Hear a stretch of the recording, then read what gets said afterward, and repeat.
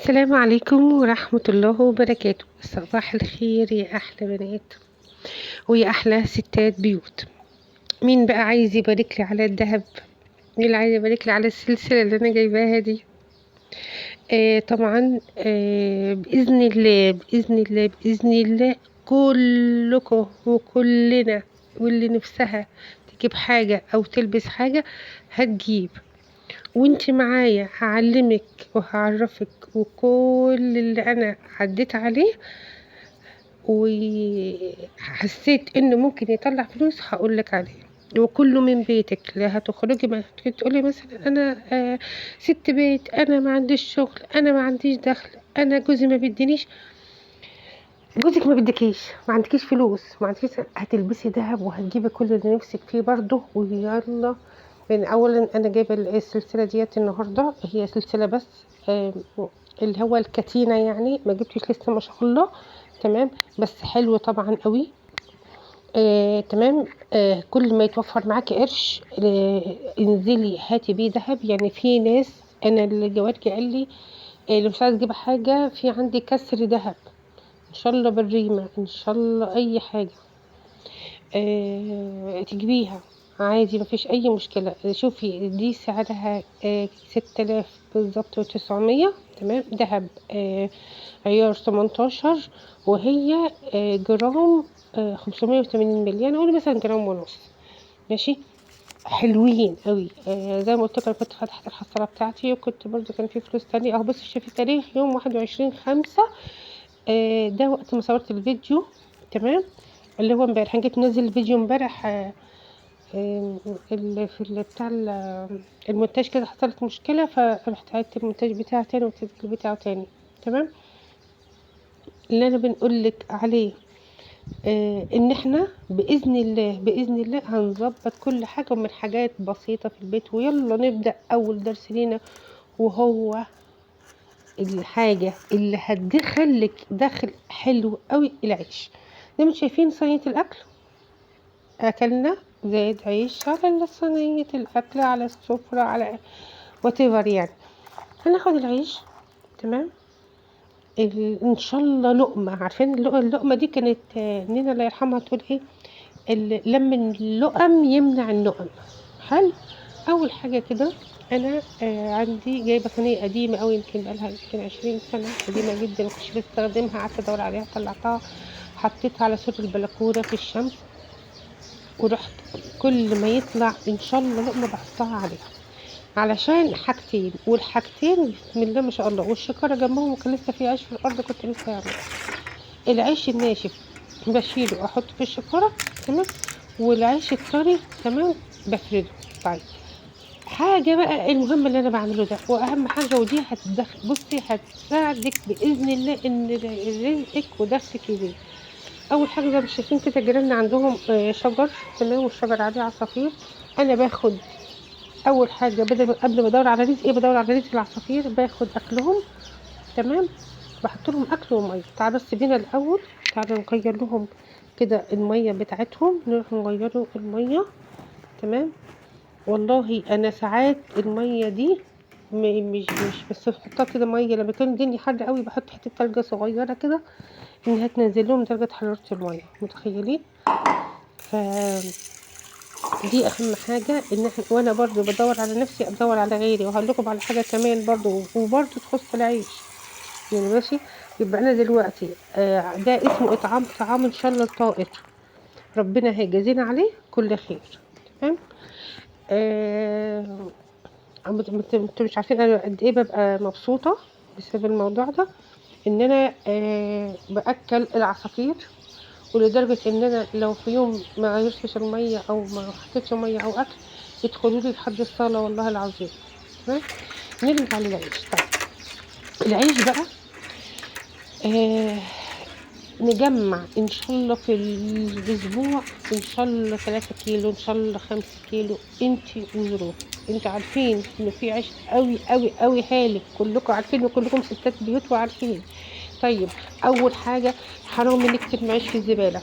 تمام، تاني حاجه، انا ما عنديش اي حاجه في البيت. تمام، دخل ليا، او في الشهر كده ما الاقي دخل ليا او ليا مرتب او جوزي بيديني، يبقى انا هطلع فلوس من بيتي، من كنز كده في بيتي. كل شويه هقول لكم على الحاجات ده. كيلو العيش من الفتره الاخيره كان ب 12 جنيه. وحش؟ لا مش وحش. طب ما انت بترمي الفلوس من الارض، ما ترميهاش. تمام. حاجة كمان هتقولي لي اصل انا ما عنديش حد يشتري عيش، عندك واحدة بتجيب جبنة، تمام، بتبيع الجبنة لبن مش عارفة ايه، البواب بتاع البيت هيتصرفوا. وخصوصا احنا يعني داخل علينا العيش زي ما انتم شايفين، في ناس بتاخدهم للطيور، في ناس بتاخدهم للخرفان اللي بتشتريهم، بيخش في اكلات. منها ان انت رضيتي ربنا ما رميتيش نعمته، ومنها استفادي من كل حاجة عندك في بيتك. استفادي. انا بعمل الموضوع ده من سنين. تمام. اني ببيع العيش ده والله العظيم يا جماعة دخل تاني، والله العظيم. يعني انت كل شهر مثلا هتجمعي مثلا ان شاء الله 200 جنيه. وحشين؟ ده من بند واحد اللي هو بند العيش. تمام. طيب نشوف ايه كمان. تاني حاجة عندنا كتب العيال، الورق، العلب، الكراتين. تمام. مش كل ده انت بتطلعيه زبالة؟ طيب ما هو انت ممكن تجمعي زي ما انا عاملة كده، جايبة كرتونة او قفص. تمام. والله انا عايزه اقول لكم ان علب السجاير بتاعت جوزي بفتحها واحطها في وسط الكتب. الورق، كل حاجة تمسكي كده الزبالة كده، إن شاء الله ورقة مرمية متحطهاش في الزبالة، تيجي فردة وحطها في كتاب هاتي من كتب العيال وهتوزن معاكي. طيب الكتب بكام؟ تقريبا يعني من 8 ل9. شوفي انت هتطلع كمية كتب قد ايه؟ ماشي، من 8 ل9. طيب كل اسبوع كل شهر هعمل الكرتونة بتاعت الكتب دي، هتعمل لي بتاع مثلا 3 4 5 كيلو. وحشين مع العيش؟ يبقى انا كده تمام. جالي دخل من العيش اللي كنت برميه في الزبالة، جالي دخل من الورق كنت برميه. يعني معنى كده ان الزبالة بتاعتي دي فيها كنز، بس احنا اللي عمي عن الكنز ده، احنا اللي مش شايفينه. طيب فاكرين الفيلم بتاع محمود ياسين اللي كان اصبح مليونير، من اللي هو فرد الزبالة وباعها؟ انت كده تعالي ما تزعلوش مني من اللي اقوله، افرزي الزبالة بتاعتك، ازازة خل، ازازة زيت، ازازة حاجة ساقعة. تمام. اشوف شكارة كده. تمام. واحطها على جنب، واحطها في ركن بعيد مثلا، ولا اي حاجة في بلكونة، ولا في اي مكان، واعبي فيها الحاجات دي. تمام. يبقى انا عندي في الشهر عندي العيش خلاص هبيعه. عندي قلنا عندنا كده ايه العيش. تمام. ده بند هيكون عندي كراتين. الكراتين مثلا يعمل لك الكيلو مثلا 8 أو 9 جنيه. تمام. يبقى انا كده الكراتين، حتى لو كرتونة بسكويت، حتى لو كرتونة جايبة فيها حاجة، كرتونة أحذية، أي كراتين دي اللي عارفة كمان ايه اللي برضه هتتفاجئي بيه وتقيل قوي، الرول الفويل. تمام. الرول الفويل ده تحطيه مع الكراتين بيعمل وزن تحفة. انتوا متخيلين؟ والرول بتاع الاسترتش برضو مع الكراتين. يبقى كده عندي كراتين وعندي عيش. بالنسبة للمطبخ اي حاجة بلاستيك، ازازة زيت، ازازة مية، علبة زبادي، شوفوا كله بلاستيك، كله بس حاجات تحطها جوه بعضها كده. ماشي. الشامبوهات، الشاور لو انت مش محتاجاه.